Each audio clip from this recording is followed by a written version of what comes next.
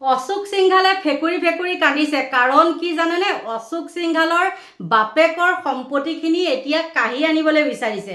নমস্কাৰ বন্ধু বান্ধৱীসকল, কি খবৰ আপোনালোকৰ? মোৰ বাৰু ভালেই, কিন্তু আজি আপোনালোকক এটা সুন্দৰ কথা কওঁ শুনক। অশোক সিংঘাল চিনি পায়নে? যিটো নেকি উন্নয়ন দপ্তৰৰ মন্ত্ৰী আৰু এসময়ত আছিলে সেইজন এজন ধূপ বেপাৰী।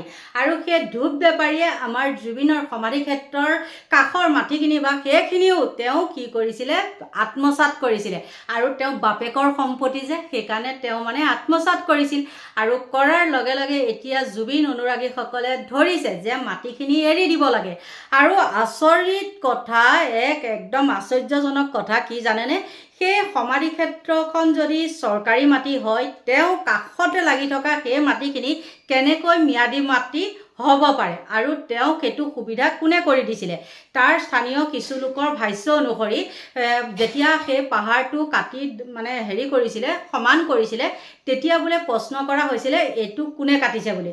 তেতিয়া কোনোবা এজন কথা কৈছে, মানুহৰ কথা কৈছে, তেওঁলোকে তাৰ মানুহে চিনি নাপায় আৰু কৈছে যে এইবিলাক মানে ওপৰৰ কথা, এনেকৈ কিবা কিবি কৈছে বোলে। কিন্তু অশোক সিংঘাল আৰু সেইখিনি হ'ল ট্ৰাইবেল্টৰ মাটি। ট্ৰাইবেল বেল্টৰ মাটি, সেই সিংঘাল বুলি সেইজন কোনো একো নাই, কি মানুহ কি কথা নাজানো, বিহাৰী চাগে নহয় জানো? আৰু সেই মাটিখিনি ল'বলৈ কেনেকৈ পালে? তাততো কোনোবাই মাটি কিনিবলৈ গ'লে বহুত নথি পত্ৰ চায়, কিন্তু এই সিংঘাল বোলাজনৰ মাটি যেতিয়া তাত ক্ৰয় কৰিছিলে, কিয় আপোনালোকে সেই স্থানীয় বাসিন্দাসকলক কৈছোঁ, তাত আপোনালোকে চোৱা নাছিলে নেকি যে এইজন সিংঘাল ইয়াত কেনেকৈ মাটি ল'ব? এনেই দেখোন বৰ কথা। কিন্তু এইটো ক্ষেত্ৰত কিয় নিমাত হৈ থাকিলে? নে আপোনালোকৰ কিছুমানৰ ব্যক্তি স্বাৰ্থৰ কাৰণে তেওঁক মানে ইউজ কৰা হ'ল? আৰু কাৰ কেনেকুৱা চৰকাৰী মাটি আপোনালোকে নিজে কওক। মই যদি এতিয়া চৰকাৰী বুলি কওঁ, কিছুমানে ক'ব কেনেকৈ চৰকাৰী মাটি হ'ল। মই যদি কওঁ যে জুবিনৰ সমাধি ক্ষেত্ৰখন চৰকাৰী আছিলে আৰু তাৰ লগতে লাগি আছে সেই গুদাম ঘৰটো, যি নেকি 38 বিঘা। সেই 38 বিঘা মাটি, ট্ৰাইবেল বেল্টৰ মাটি, তেওঁ কি কাৰণে কেনেকৈ এই ছুপাৰ চাকাৰ চোৰ বুলিয়ে ক'ব লাগিব, সেই চোৰজনে কেনেকৈ হস্তক্ষেপ কৰিব পাৰিলে? আৰু আপোনালোকে গম পায়নে সেই ছুপাৰ চাকাৰৰ নামত এইজনে কিমান কোটি কোটি টকা মাৰি থৈছিলে?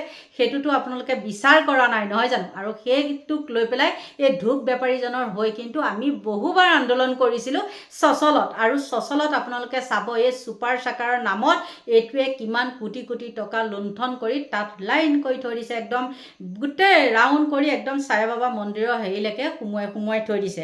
গতিকে তাৰো কিন্তু হিচাপ ইমানেই চিঞৰ বাখৰ কৰিলোঁ, কোনেও নিদিলে। ক'ৰ পৰা দিব? সকলোৰে জেপত যেতিয়া মালটো সোমাই যাব, কোনোবাই দিবনে? সেইবিলাক কিন্তু অকল সেই সময়ত কি হৈছিলে, কৃষক মুক্তিয়েহে আন্দোলন কৰিছিলে দেই। তাৰ পিছত এইজনৰ ওপৰত কিন্তু কোনেও আন্দোলন কৰা নাছিলে। কিয়নো কৰিব? সেইজনে হয়তো টকা দি মেনেজ কৰি থৈছে আৰু সেইকাৰণে কি কৰিছে, তাত মাটি কিনিব পাৰিছে, বেল্টৰ মাটি। গতিকে বন্ধু বান্ধৱীসকল, আৰু তেওঁ এতিয়া ইননি বিননি ধৰিছে কি জানেনে?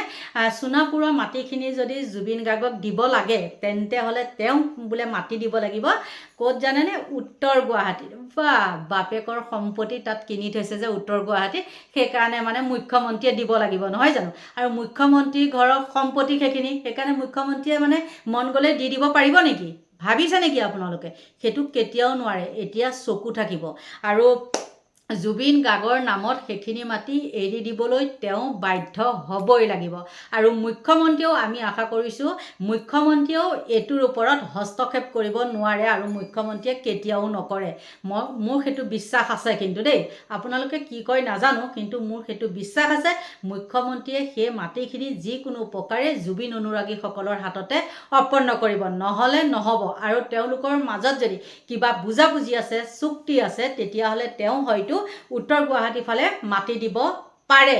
কিন্তু চৰকাৰী মাটি কোনো কাৰণতেই তাত তেনেকৈ দিব নোৱাৰে। যদি চৰকাৰী মাটি তেনেকৈ অশোক সিংঘালে লোৱা বুলি গম পোৱা যায়, তেন্তে হ'লে বহুত মানুহক ঘৰ বাৰী ভাঙি পেলাই মুখ্যমন্ত্ৰীয়ে উচ্ছেদ কৰিছিলে। আৰু এইজনেও, এই ছুপাৰ চাকাৰৰ যিজন 2 নম্বৰী এইজনেও কিন্তু জলাশয়খন শেষ কৰি থৈছে। আৰু জলাশয়খনত তেওঁৰো কিবা কিবি ভাগ বহুত আছে। আৰু এইজনে এসময়ত এই ধূপ বেপাৰটো কৰাটো কৰে, ধূপ বেপাৰী এজন হঠাতে একো নাইকিয়া মানুহ এজনে যেতিয়া হঠাতে উপৰুৱাকৈ কিছুমান টকা পইচা পাই যাব তেওঁ কি কৰিছে একদম গু গাখে গিলিছে গু গাখে গিলা বুলি কয় যে গু গাখে চব ফালৰ পৰা গিলি পেলাইছে গতিকে এই ছুপাৰ চেকাৰৰ মালিক এজনক উন্নয়ন দপ্তৰৰ মন্ত্ৰী এতিয়া সিংঘালজনক আমাৰ মাইকী মানুহে যি খেদন দিছিলোঁ ভগৱান যি দৌৰিছে এনেকৈ বহুত মজা আছিলে আৰু ভিডিঅ'বিলাক মোৰ ফেচবুকত আছিলে কিন্তু এতিয়া ফেচবুকটো বন্ধ হৈ আছে নহয় বন্ধ কৰি থৈছে দিয়ক আপোনালোকৰ মনৰ আশাটো পূৰণ কৰিছে মই কথা ক'লে আপোনালোকৰ জগৰ লাগে নহয় জানো 180 দিনলৈ মোৰ বন্ধ কৰি ৰাখি থৈ দিছে আৰু জুবিন গাৰ্গৰ যেতিয়া ছমহীয়া হ'ব তেতিয়া মোৰ ফেচবুকটো খোল খাব বুলি মানে আশা কৰিছোঁ আৰু নাজানো আৰু কিমান কি হয় গতিকে তেতিয়া আপোনালোকে মই যদি মিছাকৈ কৈছোঁ চাবচোন কি একদম ধুনীয়া এনেকৈ দৌৰ মাৰিছিলে পিছে মাইকী মানুহ চাক আৰু একদম আগে তেওঁ গতিকে এইজন হ'ল খেদা খোৱা আৰু তেওঁক আমি জুবিন গাৰ্গৰ ওচৰৰ পৰা খেদা খুৱাবই লাগিব নহ'লে আমাৰ শান্তি নহ'ব হয় নে নহয় এইবিলাক বিহাৰী চিহাৰী মানুহক তাত ব্যৱসায় কৰিবলৈ দিয়া নহ'ব আৰু যদি মানে যদি বুলি নহয় চৰি ভুল হৈ গৈছে তাত মানে জুবিন গাৰ্গৰ সেই সমাধিৰ ওচৰত যদি এইজনৰ মাটি থাকে তেন্তে হ'লে আপোনালোকে চাব তাত নানান কাৰুকাৰ্য কৰি পেলাই তেওঁ ৰিজৰ্ট বনাই কৰি তেওঁ ব্যৱসায় আৰম্ভ কৰি দিব গতিকে এইজনক তাৰ পৰা খেদাব লাগিবই গতিকে আপোনালোকৰ পৰা এতিয়া লৈছোঁ বিদায় সকলোকে ভগৱানে ভালে কুশলে ৰাখক তাকে কামনা কৰিছোঁ আৰু মোৰ ভিডিঅ'টো ইমানতে সামৰণি মাৰিছোঁ বাই বাই